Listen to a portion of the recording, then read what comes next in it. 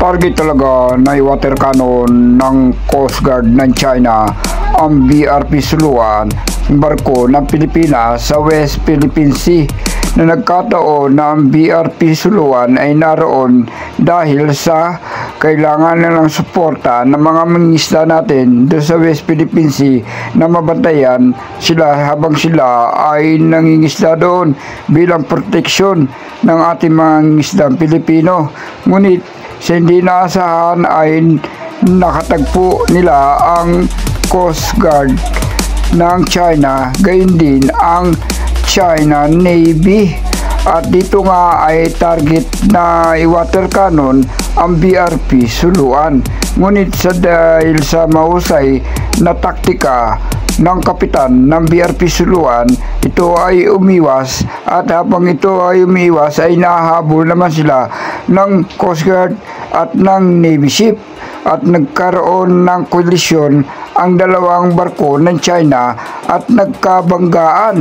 Panoorin po natin ang naging kaganapan.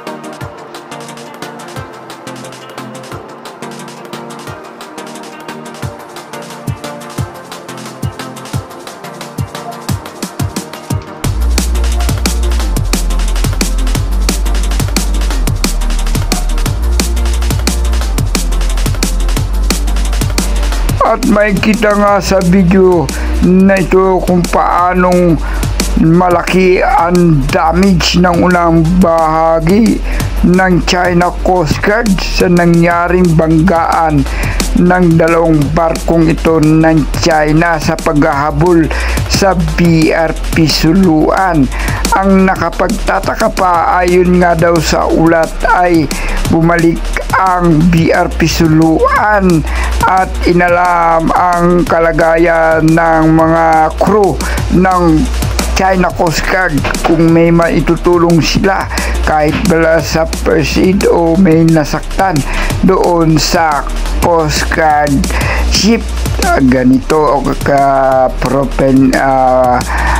professionalism ng ating mga kababayan bilang mga Pilipino. Kung tutusin ay dapat pinabayaan na lamang nila, ngunit hindi ganun ang ginawa. Kahit na sila ay nahabol, ipinakita pa rin nila na ang kanilang professionalism ay mamangha ang buong mundo sa kanilang ginawang ito. Kaya saludo sa ating mga crew ng BRP Suluan.